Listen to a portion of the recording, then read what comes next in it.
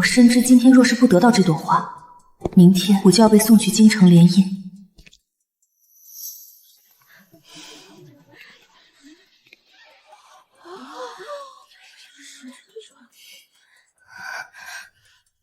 今天就让婉婉出一把风头，小姑娘这辈子没开心过，你放心，有我在，没人敢安排你的婚事。婉婉大方优雅，身份贵重，值得一朵兰花。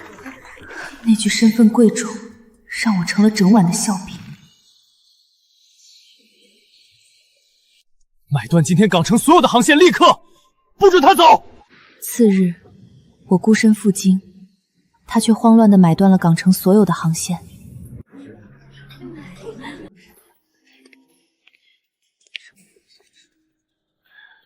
这些人也真是的，我明明打过招呼，让他们好歹给你留一朵花，竟然连我的命令都敢不听。霍景禅，你到底知不知道今天的花宴是什么意思？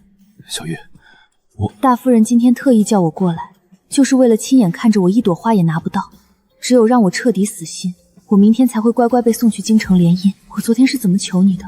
我说我只要3年时间，只要你帮我挡住这3年，以后你爱谁娶谁我都绝不干涉。我知道。昨天你明明满口答应会护着我，为什么偏偏在最关键的时候你把花给了别人？10几年的情分，在你眼里到底算什么？婉婉，你先去那边吃点东西，我和小玉单独谈谈。好啦，别生气了，这种名媛聚会的场合你早就见惯了。可谢婉不一样，她只是个贫困生，这辈子就这么1次光亮的机会，你就当是大度一点，算我替她谢谢你，好不好？霍景池，平时你想怎么样都可以，我从来没拦过你，可为什么偏偏是今天？为什么偏偏要在决定我命途的今天把我推出去？好了，你听我说，今天是婉婉的毕业礼，过了今天她就不能再接受我的资助了，我就答应了她，想在这最后一天给她留下一个难忘的记忆。难忘的记忆？是啊，这种记忆我也同样难忘，可惜一切都已经定局了。京慈，你真的不知道今天的花宴到底意味着……楚玉姐，是不是我坏了你的好事？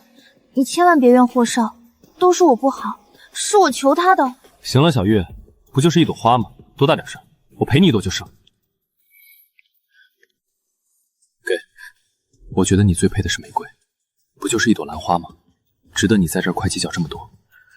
你现在这样，跟你平时那种洒脱的性子一点都不像了。确实很像我。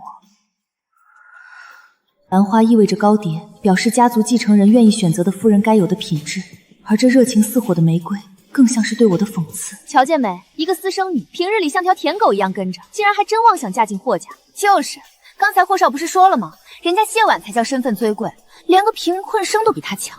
楚玉姐，真是不好意思，平日里你高贵惯了，什么好东西都是你的，我这才动了心思，想跟霍少争一晚上的特殊待遇，真没想到会闹成这样。我高贵？我一个私生女，平日里家族如何看我，霍景慈你不明白？行了，别在这翻旧账了，反正事情都这样了，今晚上的时间你就让他开开心心的享受完吧。我先带他去换一身衣服，要是觉得没趣儿，可以先回家去。回家？我哪儿还有家？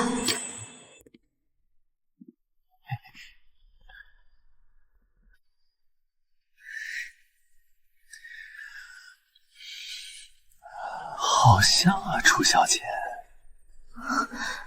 怎么这种表情？霍少不是都不要你了吗？实话告诉你，今晚原本霍少叫我给你递一朵花撑撑场面，我根本没听他。我早就叫你别总巴结他，过来舔舔我，你偏不听。你看现在如何？当众拿不到花，难堪了吧？霍景慈，他明知道李萍对我一直心怀不轨，竟然还把递花的任务交给他。我只要3年，只要撑过这3年，我就有实力摆脱楚家的桎梏。可大夫人偏偏觉得我扎眼，连这一口喘息的机会都不肯给我，就这么着急要把我丢出去。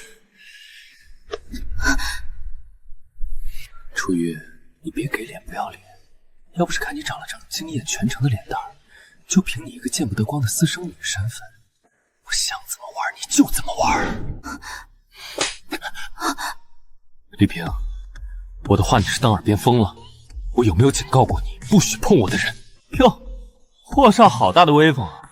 可你刚才在台上不是都已经选了那个贫困生谢婉了吗？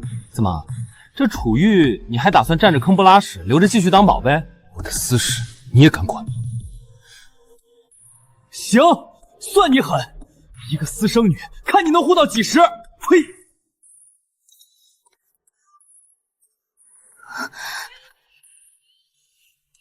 刚才他碰你的时候，你怎么不反抗？你就站在这儿任由他欺负？怎么反抗？这不是你亲口授意的吗？楚玉，你要清楚，今天的场合我答应了会护着你，但这不意味着我必须像个影子一样，只能留在你身边，哪儿也不去吧？可你明知道今天的赠花宴对我意味着……我想喝点酒，可以吗？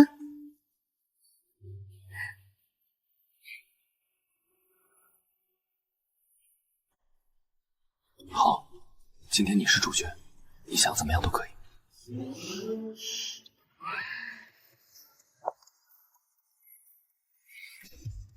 行了，有什么事明天再说吧。明天我去你家找你，等我。明天你就只能去京城找我了。楚小姐，你已经什么都有了，出身名门，锦衣玉食，难道连这点小小的荣耀都要从我手里抢走吗？真是讽刺。当初如果不是我帮霍景婷从那一堆女孩里选出了她，她现在还不知道在哪家餐厅刷盘子。你从小就在蜜罐里长大，想要什么没有？可我呢？我只是个卑微的资助生，我只要霍少这一晚的守护，对他来说不过是随手而为，对你来说更是九牛一毛，你凭什么跟我计较？锦衣玉食，谢婉，你觉得我能比你好到哪儿去？京城秦家，听说那位少爷心狠手辣，得罪他的人从没好下场。楚家想搭线，却舍不得亲生女儿，所以推我入火坑。你猜霍少到底知不知道今天这场赠花宴背后真正的含义？我不是内耗的性子，既然退无可退，那就必须留下。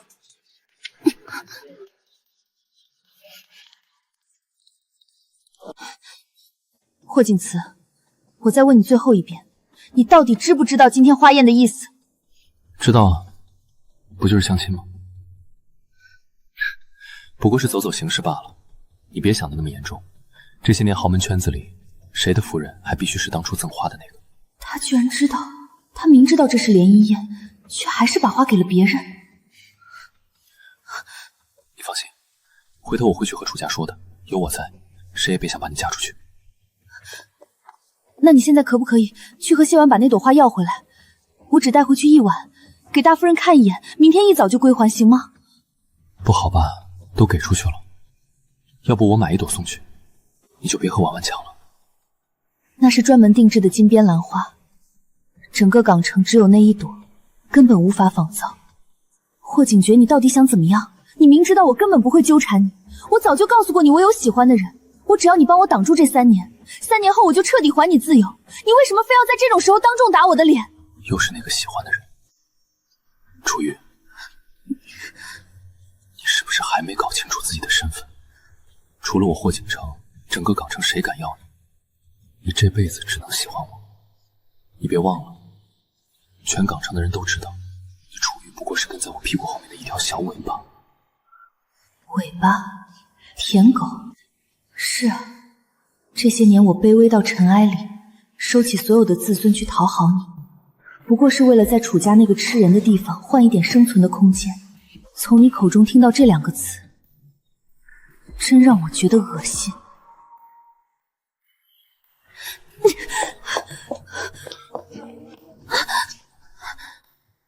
楚玉姐，你别和霍少生气啊，都是我不好，是我不该出现的。楚玉，就这一晚，你能不能别这么任性？婉婉平时受了多少苦，过了今晚，她就会回到属于她那个普通平庸的生活中去。你连这一晚都容不了她吗？回到普通生活，霍景杰，你太天真了。谢婉这种眼神，可不像是打算就此放手这破天富贵的人。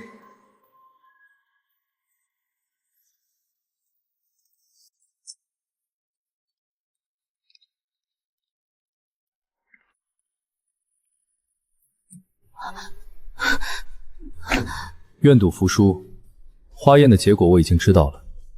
既然霍景琛没选你，明天一早你就动师上京，以后在那边是生是死，全看你自己的造化。我还会回来的，看你本事。楚家养了你18年，现在到了该你回报的时候。去京城联姻的安排已经定下了，明天一早你就离开吧。在这个家里，果然没有一点属于我的东西，甚至连明天离开的这张机票都得我自己掏腰包买。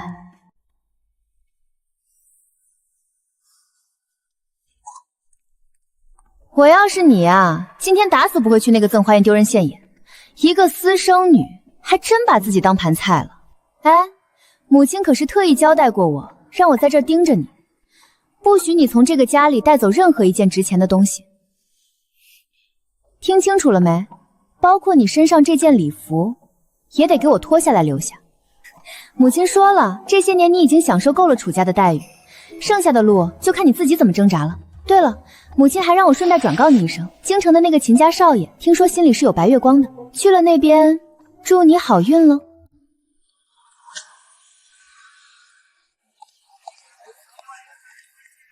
楚小姐，祝您旅途愉快。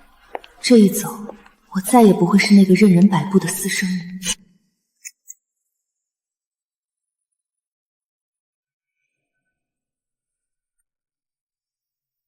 港城，再见。怎么回事？这都要起飞了，怎么停了？你看，那是机场的引导车，怎么把跑道封了？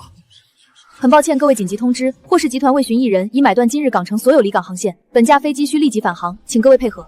霍家凭什么买断所有航线？他当港城是他家开的？霍景慈，你疯了吗？霍少，他不在这儿，他一早就……他那个洗得发白的双肩包呢？那个他天天背着的破破烂烂的包呢？没看见了，九小姐清早就背着那个包走了，连头都没回。他能去哪儿啊？大夫人说他肯定是去京城秦家了，机票钱还是他自个儿掏的。京城，他宁愿自掏腰包净身出户，也要跑去京城嫁给那个秦远洲。你们竟敢就这么放他走？谁给你们的胆子逼他去联姻的？霍少，是他自己要走的。昨晚他把礼服和首饰全扔回盘子，连正眼都没瞧一下。他没拿礼服，首饰呢？我送他的那个定情手镯呢？都在，连盒子都没拆。那是他最喜欢的首饰，他竟然一样都不要了！楚玉，你居然真的跟我断得干干净净！您拨打的电话已关机。给我传令下去，动用霍家所有的人脉，封锁全港航线，不管哪架飞机，只要是去京城的，全都给我拦下来返航。谁敢放肆他，我要谁的命！是。买断航线，霍景慈，你还是这么自大，以为只要你有钱有势，就能截断我所有的路吗？是回去认输，还是继续向前？算了，先吃碗面吧。楚玉，霍现在给的诚意很足，他们还是有意的。有意是觉得我这个听话的小尾巴弄丢了，折了霍大少爷的面子，所以急着找回去补全他的尊严吧。楚家上下没一个不长着算计的心眼。霍景言嘴上说宠我，可真到了名声扫地的时候，他只会第一个把我推出去挡枪。回去继续当那个被人当众羞辱的私生女吗？前方未必就没有机会，但我绝不回头。所有人都把头抬起来！你们干什么？放开我！转过脸来。不是这个。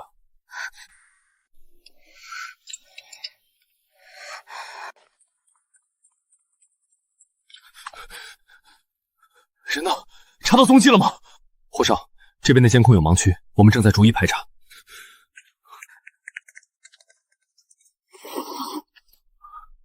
楚玉，你到底在哪儿？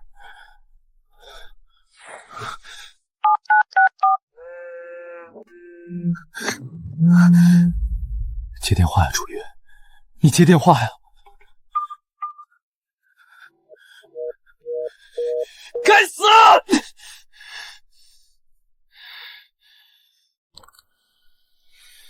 霍少，登机口、贵宾室，甚至连女洗手间我们都排查过了，没发现楚小姐。航司那边反馈，楚小姐确实办了登机手续，但刚才返航下机的人流太乱，我们没能把人截住。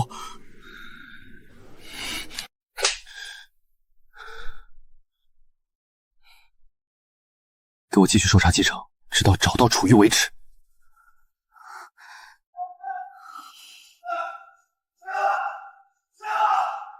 霍景琛，你是在心疼我，还是在心疼你那被人挑衅的掌控欲？想在上京的航线上劫我，霍景琛，你真以为我会笨到自投罗网？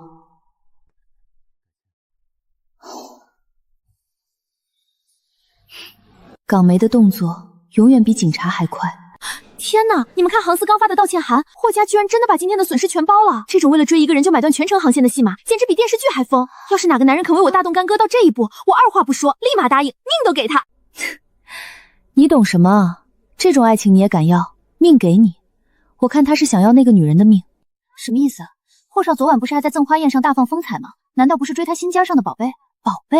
霍少放着青梅竹马的千金不要，当众把那朵代表联姻身份的兰花递给了一个资助生。我猜啊，他八成是被那个谢婉给骗了，被那种小白花的柔弱劲儿给糊弄住了啊！我猜啊，没要富家千金，选了个资助生，那他今天买断航线，这是后悔了？吃个饭都能听到关于自己的八卦，港城果然没有秘密。后悔？我看他是想把那个逃跑的千金抓回来，但我猜啊，霍少根本就不知道那朵花给出去代表求爱，他这种娇生惯养的大少爷，多半以为那只是一场随手的资助仪式呢。他怎么可能不知道？他只是觉得，无论他怎么践踏我，我都会像条狗一样留在原地等他。天哪，你好厉害啊！这种豪门秘死你都知道的这么清楚。这算什么？昨天那场赠花宴，我也刚好在受邀名单里，亲眼看着霍少把那朵兰花递出去的。居然在这里碰到了昨晚演宴的人。想多了，圈子里那些排得上号的名门千金，我绝不会不认识。看来这只是个挤破头才拿到外围入场券的跟班。真的呀，太羡慕你了。那可是霍家的赠花宴，普通人连大门在哪儿都摸不到吧？这有什么好羡慕的？我家里在港圈好歹也有点人脉，受这种等级的邀请是正常的社交。你这种没见过世面的，才会觉得是大新闻。既然你亲眼见到了，那快跟我说说，那个传说中被霍少当众落了面子的富家姑娘，那个楚家的私生女，她长得到底如何？你说那个楚玉啊，长相嘛，确实没得挑，挺漂亮的，在那群名媛里也算是个出挑的美女。难怪霍少这些年一直把她带在身边，原来是看脸啊！看脸有什么用？大家昨天都想不通，他怎么放着这种等级的美人不要，转头把象征身份的兰花给了一个资助生。其实仔细想想也就明白了，在那圈子里，身份才是敲门砖。那楚家出来的美女再漂亮，说到底也就是个见不得光的私生女，跟咱们这些正经的嫡出千金根本没法比。私生女这个标签，你们打算贴我一辈子吗？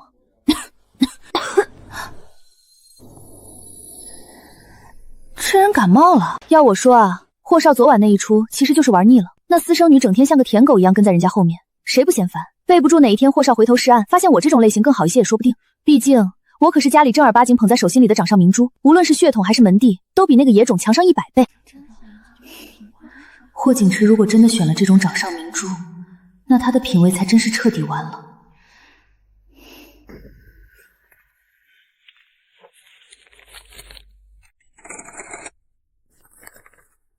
所以说，做人得有自知之明。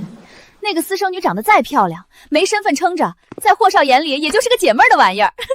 等我明天托人引荐一下，霍少见识了什么叫真正的大家闺秀。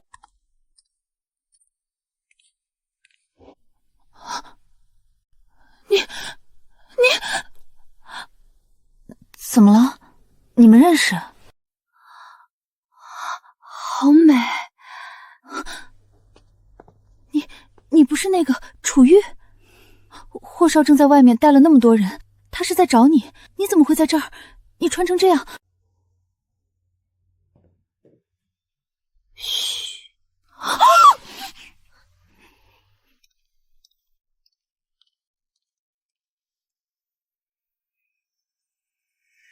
天哪！你刚才说那是谁？那是楚玉，那个私生女。是他怎么会？本人怎么会比照片上还要？你刚才还说人家不如你，你也没说他长成这样啊！就那张脸，哪怕他是野草，霍少也得疯了一样去拔。你肯定没机会了，别做梦了。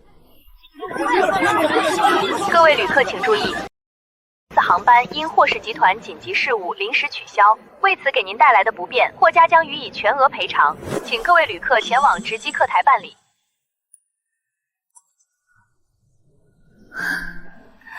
连上京的航线也买断了，霍景之，你还真是手眼通天。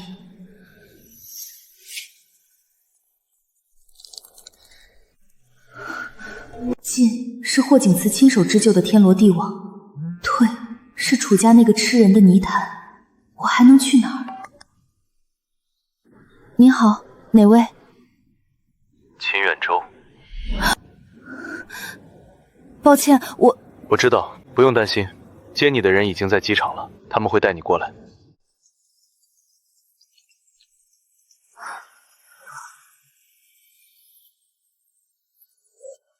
好。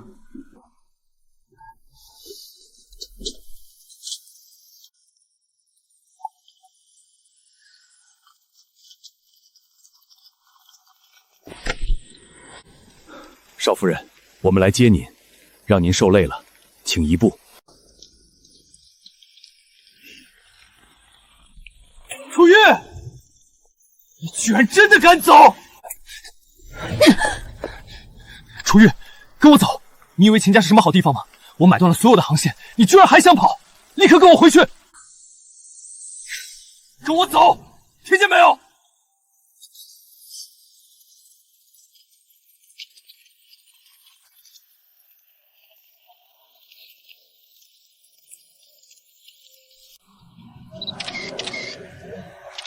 快看，霍家太子爷劫人，对方那架飞机什么来头？居然敢硬碰硬！霍少，我是受命来请我们家少夫人回去的。京城那边已经备好了接风宴，还请霍少高抬贵手，放人。少夫人，谁给你们的胆子这么叫他？这儿是港城，还没出港城的地界。我看今天谁敢在我眼皮子底下带走我霍景慈的人！楚玉，你疯了是不是？你家里逼你联姻这种事，你为什么一个字都不告诉我？我告诉过你多少次？昨晚在赠花宴之前，我求了你多少遍，可你的注意力全在谢婉身上。她鞋子脏了你心疼，她想喝酒你陪着。景慈，哪怕我当时死在你面前，你大概也只会觉得我打扰了她的兴致。我以为那只是楚家惯用的手段，我以为我可以搞定。景慈，你保护了我这么多年，在那张吃人的桌子上给了我一口饭吃，我很感激。真的，走到今天这一步，只怪命。什么叫谁也不怪？我不就是联姻吗？不就是为了楚家那点破生意吗？你不怪我就跟我回去，我现在就去楚家，当着全港城人的面告诉他们我娶你。如果你昨晚说出这句话，或许……霍少，不好意思，打断一下，我们秦少给楚家预留的接人时间已经到了，多1秒都是对秦家的不尊重。今天少夫人只能跟我们回去，请您放手。楚玉，只要你摇头，只要你开口说不想走，哪怕秦家今天把航母开过来，我也保得住你。景慈，松手吧。你到底在倔什么？只要你跟我回去，刚才说的话全都算数，我这就带你回霍家。我说过很多次了，我想要的从来只是和你完成那个3年的约定。我有喜欢的人，从始至终都没有真正想过要嫁给你。又是这句话，楚玉，你从小就被圈在楚家那个笼子里，你身边除了我还有谁？你哪来的人喜欢？我知道，平时我说你是我的小尾巴，让你不开心了，你是在报复我，对不对？别嘴硬了，算我求你，别拿这种话气我，跟我回去。有什么回去我们回去关起门来说好吗？可是景慈，昨晚在赠花宴上，当你为了谢婉松开我的手，把象征夫人的兰花亲手递给她的时候，我们就已经注定无法再同行了。景慈，昨晚的赠花宴，整个港圈都看到了，你的夫人是谢婉，所有媒体都盯着呢。以后你们好好的。谁要娶一个自助生？楚玉，你在开什么玩笑？我霍景琛就是娶你这种没良心的，也绝对不可能娶她。她算个什么东西？哪怕是这个时候，你依然觉得可以随意践踏别人的尊严，在你眼里，我谢婉都不过是可以被你随意挑拣排位的物件。秦管家，我们走吧。是。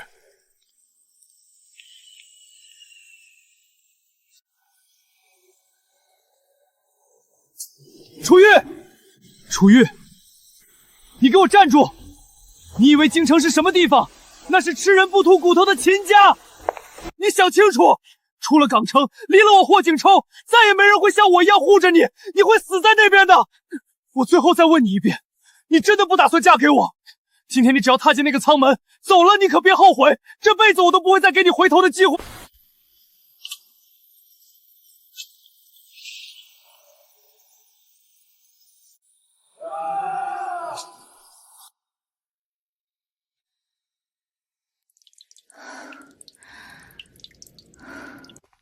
少夫人，惊扰到您了。后舱有专门的洗漱室，里面备好了热水，您可以先去那里洗漱一下。淋了冷雨容易生病，少爷特意交代过，务必照顾好您的身体。谢谢。不愧是京城豪门，这种级别的私人座驾，整个楚家都没有。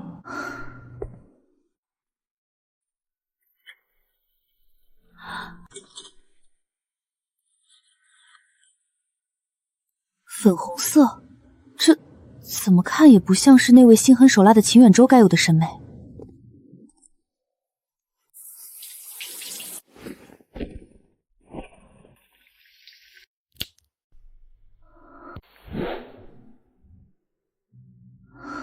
秦远舟，你到底在打什么主意？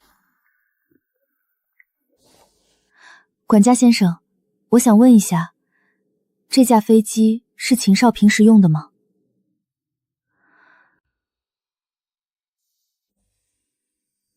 少夫人，这架飞机并不是秦少平常用的那一架，而是他在得知联姻的消息后，专门买给您的。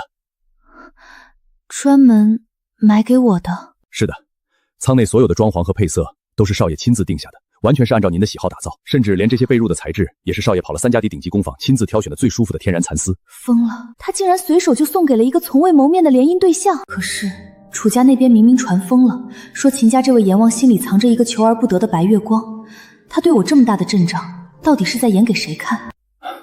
从港城飞京城的时间还久，少爷交代过，您昨晚在花宴受了累，可以让您稍微休息一会儿。京城的气候干燥，不比港城湿润，所以我们为您准备了特制的加湿系统。18年了，在楚家从来没有人会在乎我的感受，我学会的只有察言观色，只有看别人的脸色讨生活。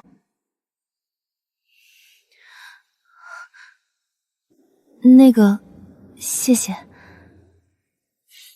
少夫人，您先休息，我就在隔壁舱口，有任何需要，您随时按铃。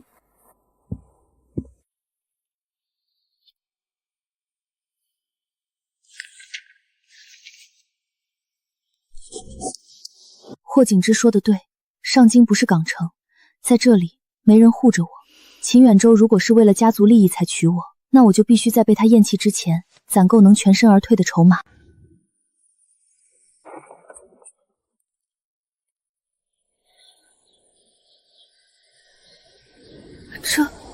这竟然只是秦家的私人庄园。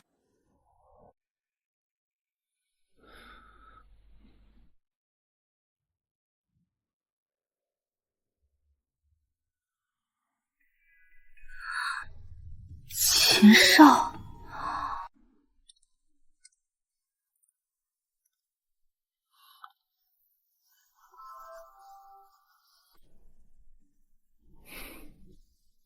京城不比港城风硬，冷不冷？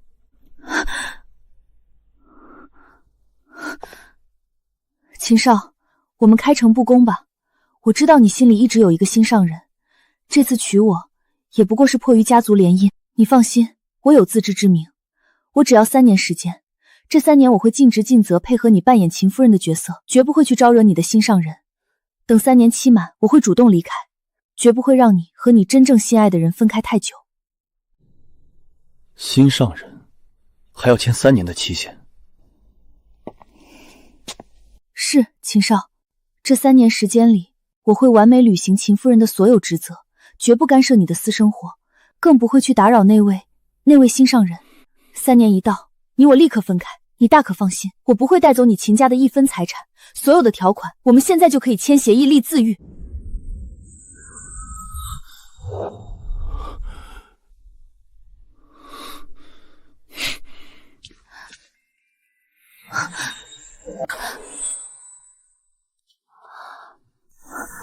秦少，你谁说我要和你切分的这么清楚的，夫人？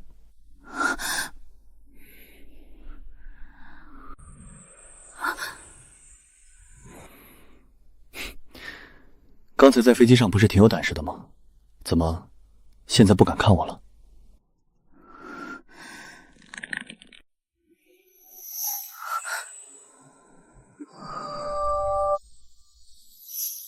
记住了，在我这里，没有3年，没有协议，我的一切都是你的，夫人。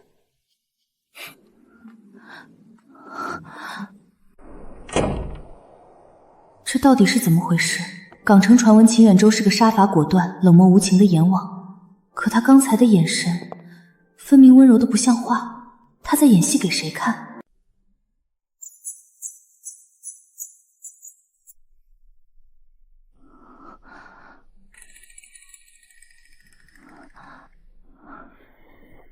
这些东西，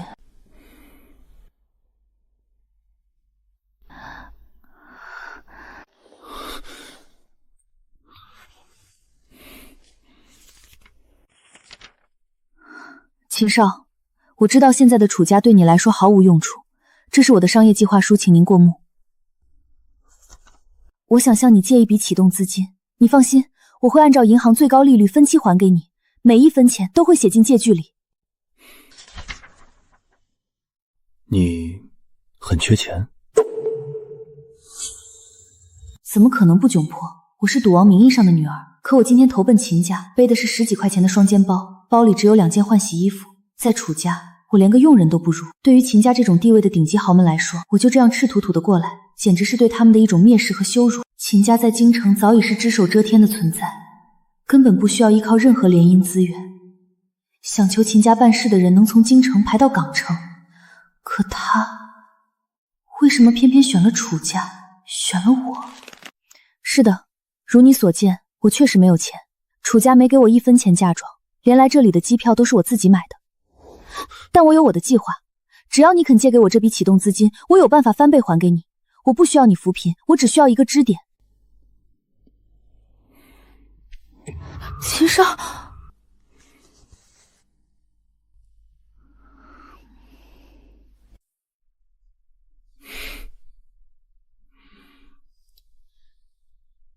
为何要用钱？我怎么忘了，在这些顶级豪门眼里，女人不过是装点人面的花瓶。也许在秦远舟看来，做秦家的少奶奶根本不需要什么事业，只要乖乖待在笼子里，等着他定期发放那点可怜的名为零花钱的施舍。秦少，我想你误会了，我承认我现在一无所有，但这并不代表我愿意从此依附于谁。我不甘心自己这辈子都被楚家当成筹码桎梏着，我更不会甘心做一个只会伸手要钱，在后宅消磨岁月的家庭主妇。那样的生活和在楚家当一个随手可丢的玩抓有什么区别？我有我自己的事业规划，我来京城不仅仅是为了躲避联姻，我还要借力打回去。如果可以，我要亲手拿回楚家本该属于我的那一份，甚至更多。拿回属于你的，那太慢了。记住了，楚玉，从你踏进秦家大门的那一刻起，秦家的一切，无论是权势还是财富，全都是你的。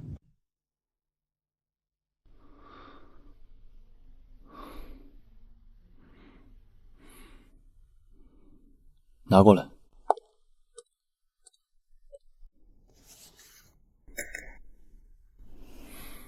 这是我的主卡，没有限额，你想怎么用就怎么用。这张卡足够买下半个楚家了。他到底是想宠我，还是觉得用钱就能买断我所有的野心？他眼底的那抹冷到底代表了什么？是对楚家的蔑视，还是对这场交易的清醒？收着，在京城，秦夫人的脸面比这几串数字值钱。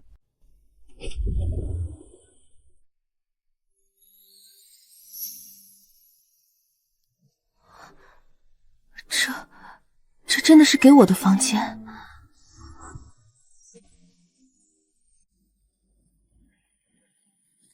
管家，这是给我的？少夫人，这是整座庄园采光最好、视野最开阔的房间，少爷特意交代过，一定要按最高的标准给您补一个公主的梦。讽刺，我在楚家当了18年的隐形人，住的是最偏僻的角落，看的是大夫人的脸色。可在这个传闻中冷酷无情的秦家，我竟然第一次被当成了公主对待。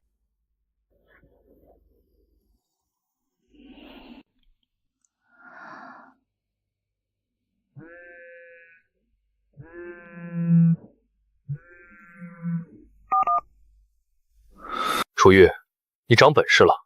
霍景琛昨晚差点把港城的机场拆了，今天一早就闹到了楚家家门口。他发了很大的火，全港城都知道你跟着野男人跑了。我最后问你一遍，你为什么没跟着回来？你知不知道你现在的行为是在自寻死路？霍景慈已经把话递到了我这儿，只要你肯低头，霍家少夫人的位子依然是你的。小玉，听话，别在那边自讨苦吃。在秦远洲身边，你不过是从一个笼子跳进另一个笼子。我是为了你好，离了楚家的庇护，你什么都不是。小叔，我是个人，不是召之即来的宠物。哦，长本事了。我原以为你这些年的隐忍，是早就把自己练成了一把报复楚家的工具。看来是我高看你了。工具也好，宠物也罢，从今天起，我只为自己而活。卡我收下了，但这上面的钱，我1分都不会动。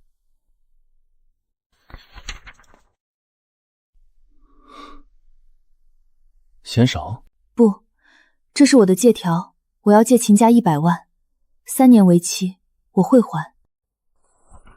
这100万是我最后的一块敲门砖。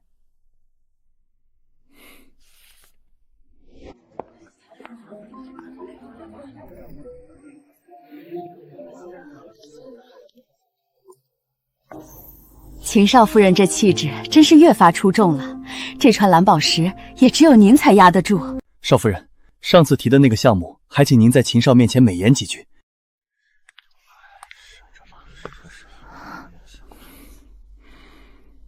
累了就去休息，这里有我。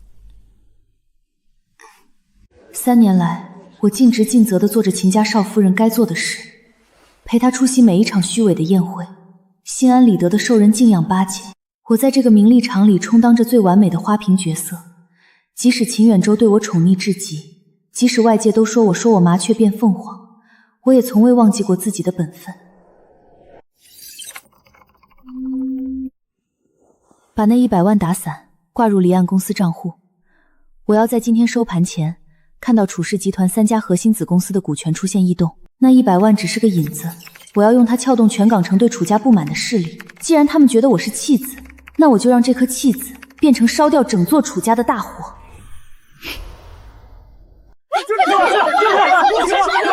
到底是谁在挖人？设计部的首席还有财务总监竟然都在同一天递交了辞职请出。小叔，二哥他为了堵的窟窿，竟然私自抛售我手里3%的股份，现在市面上有人在大规模扫货。二哥还是和以前一样蠢，一遇到利益受损，第一个想到的就是卖祖产。3年来，我一边在京城做着完美的秦少夫人，一边借着秦家的事，暗中切断楚家所有的生路、人才、资源、股份，我要一点一点剥干净。全是废物！20多个子女，竟然没一个能看住公司的盘子。父亲，您最看重的利益，现在掌握在我手里了。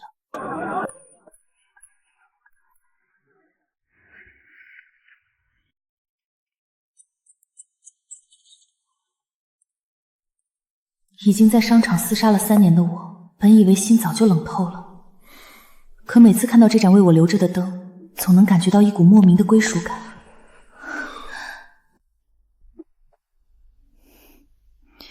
怎么还没睡？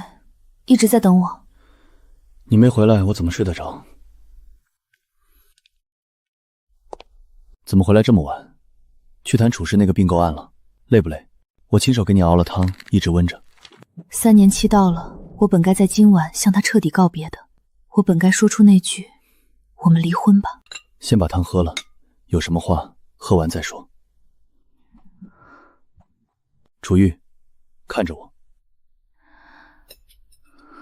这3年，你像个拼命三娘一样在港圈厮杀，每一分钱、每一份股权都算计得滴水不漏。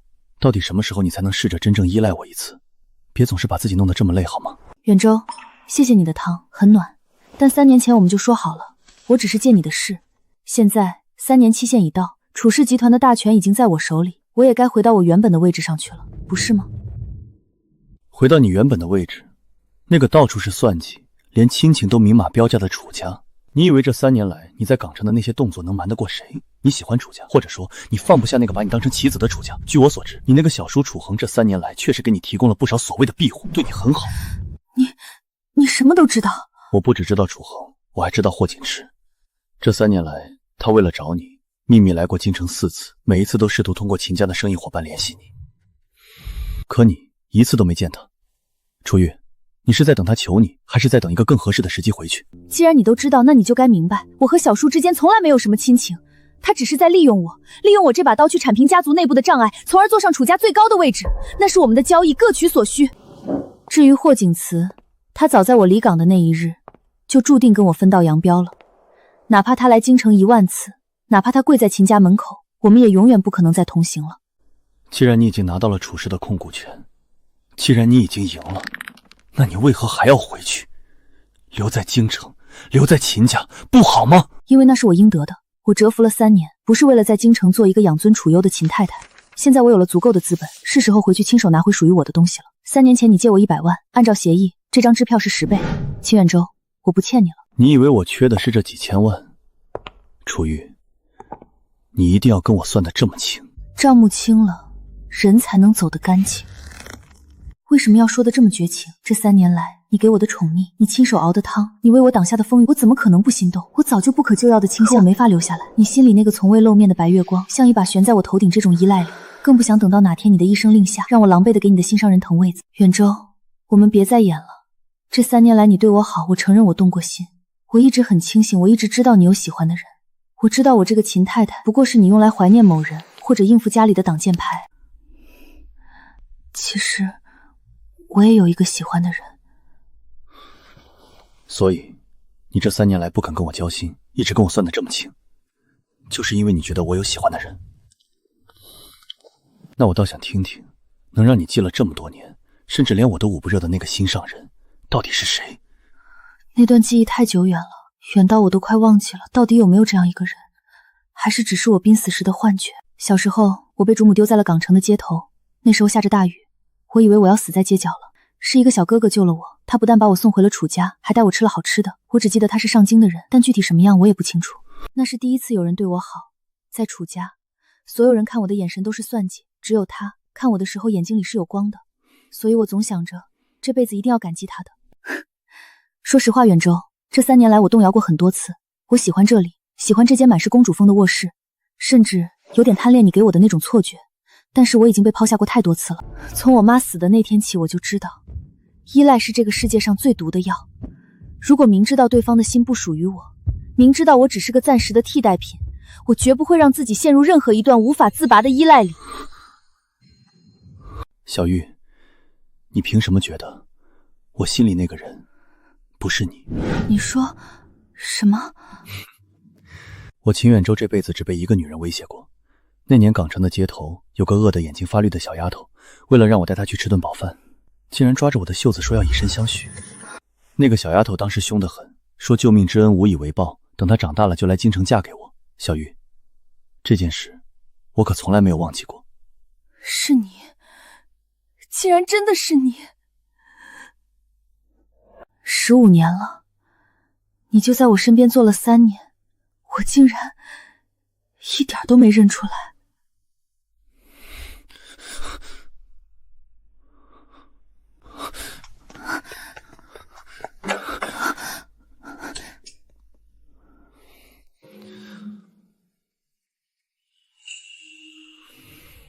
枕边人竟然真的就是心上人。原来这3年来所有的温柔与纵容都不是施舍，而是他守候了15年的报答。还在哭？是不是我刚才弄疼你了？别再推开我了，那笔钱不用还，楚家的那些烂账也别再一个人扛着。从今天起，不管是楚恒还是霍景真，谁都别想再伤你半分。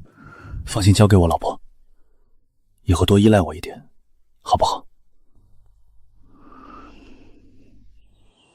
自从来了京城，有了秦远舟做靠山，我终于不用再像在港城时那样如履薄冰，那种提心吊胆、整夜失眠的日子总算过去了，连这2个常年不消的黑眼圈都消失了。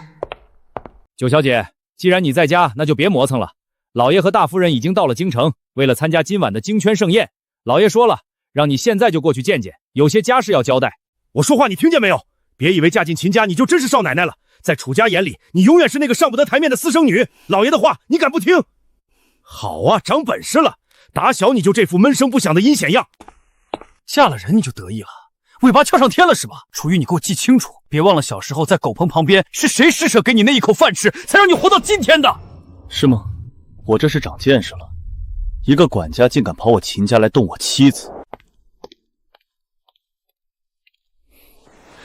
秦少，我只是奉老爷的命，想请九小姐回去叙旧。九小姐，她是秦家的少夫人，是你这辈子都高攀不起的主子。哼！楚家既然来了京城，就得守京城的规矩。想见我秦远州的妻子，递帖子、预约等候，这是最起码的体面。你一个下人跑来我秦家大放厥词，甚至想对我妻子动手，我看楚家是看不起我，还是看不起这京城的规矩？秦少饶命！楚玉，你快帮我说句话呀！我可是看着你长大的。3年前，我是那个在赠花宴上被人嘲讽、无家可归的私生女。3年后，我站在这京城最顶级的名利场中心。那位就是秦少夫人，果然百闻不如一见。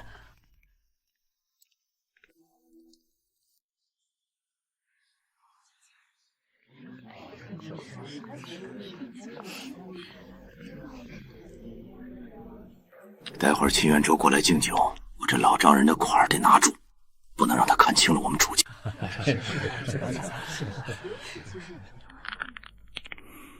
远州啊，久仰大名，3年了，咱们这还是第一次正经见面，不知秦家对我这小女可否还满意啊？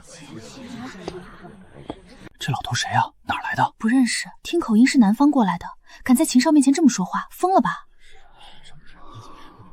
他以为他的名头在也一样告示，谁料在这天子脚下，根本没人认识他是谁。楚玉，你哑巴了？父母长辈大老远从港城过来看你，你连个招呼都不知道主动打。平日里也不和家里联系，嫁了豪门就忘了本，连最起码的尊卑孝道都没了。不知道的还以为我们楚家养出的女儿多没有规矩。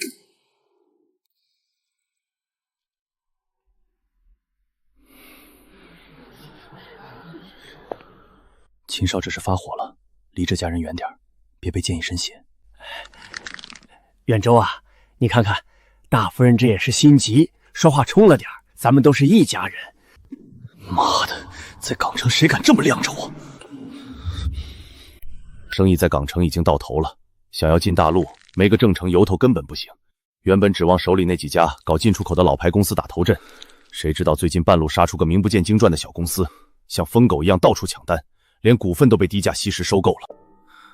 要不是走投无路，我也不会想起还有这么个妻子在京城。楚玉，你倒是说句话呀！你父亲的公司最近……小玉，家里的难处你也知道，不管怎么说，咱们血浓于水。秦家这么大的门庭，只要你一句话，那些小鱼小虾的收购根本不是问题。父亲，您这会儿才想起血浓于水。那3年前我被买断航线，自掏腰包买机票来京城的时候，这鞋怎么没见热乎过？瞧瞧，穿上龙袍也不像太子。当初要不是他使了下作手段抢了他3姐的风头，这秦家少奶奶的位置轮得到他一个野种？这人啊，就是得有自知之明，抢来的风头迟早是要还的。也不知道在京城陪了人家几年，连家里一个电话都不敢接，我看是心虚的不敢见家乡父老吧。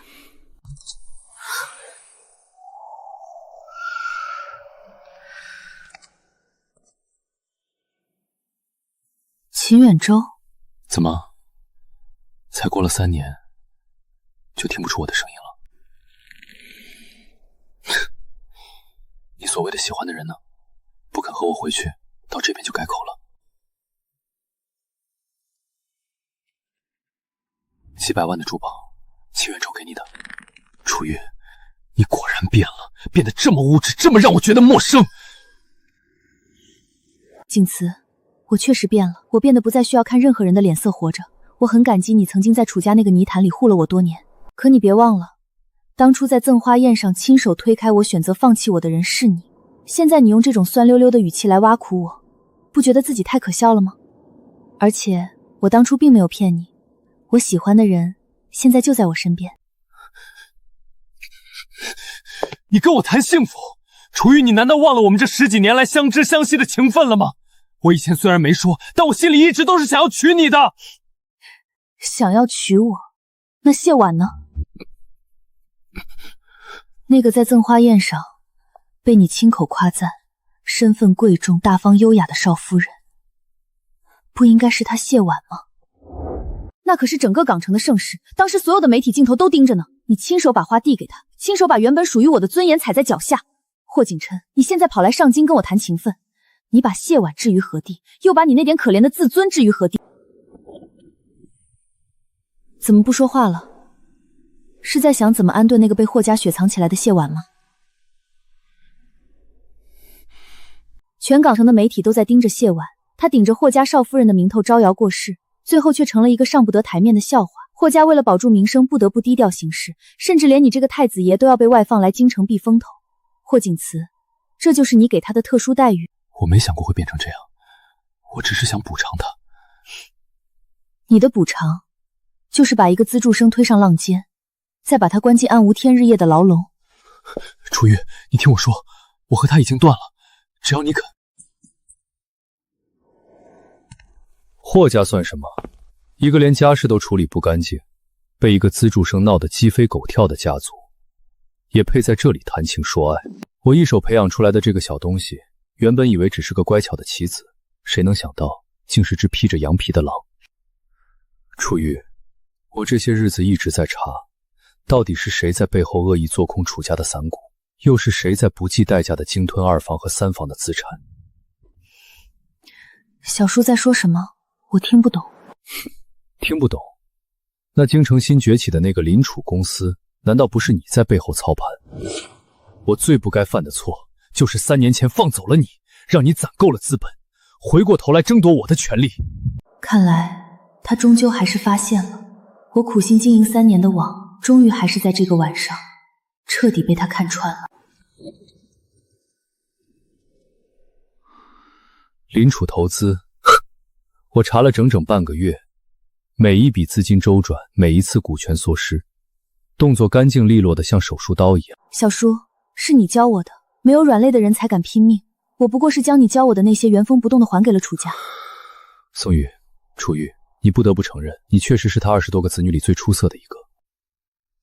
如果你不是那个见不得光的私生女，该有多好。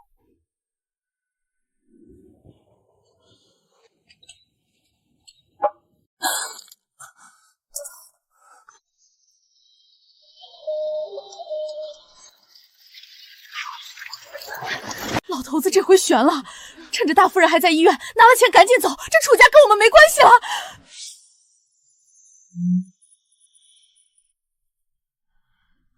废物，都是废物！公司现在被那个神秘股东查封了，你们居然连对方是谁都不知道！妈，那人手里有40%的股份，他要强行重组董事会，咱们该怎么办啊？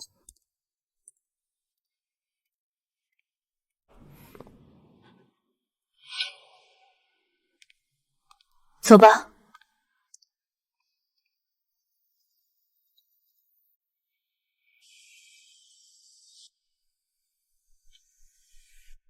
几年不回来，这里的景色还是一点进步都没有。小时候总觉得外面的世界满是风雨，所以拼了命的想缩在家里，以为好歹有口饭吃就能活下去。直到离开后才发现，原来我这辈子受过的所有风雨，全都是那个所谓的家给的。去医院。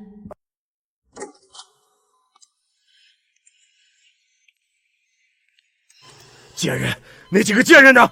他们卷走了我的私房钱，居然敢背信弃义！我要杀了他们！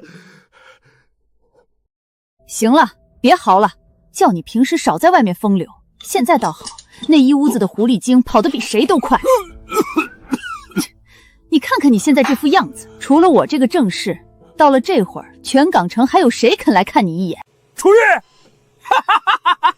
我还有楚玉，你看看，我女儿嫁进了京城秦家，她嫁得好，我有秦家做靠山。我看外面那群想趁火打劫的野狼，谁他妈敢再动老子一下？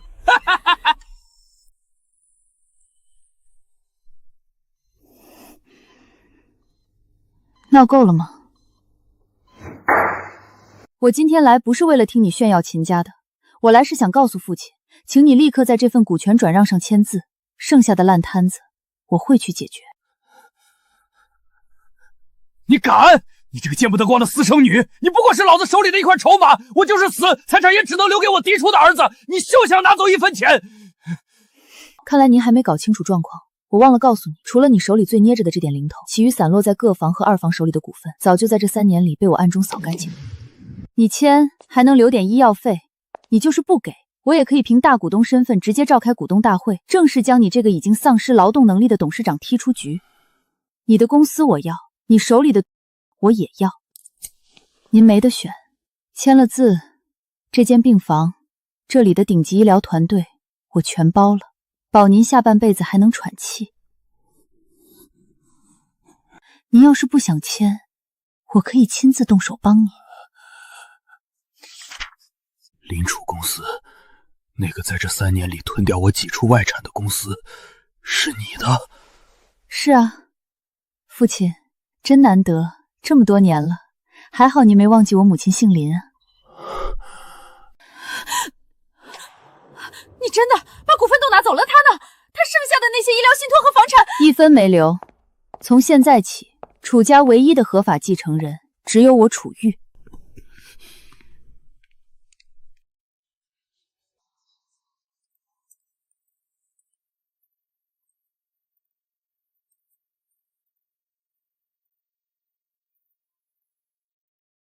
恭迎楚总。霍景池，父亲，大夫人，你们以为这只是终点？不，这只是我楚玉时代的开始。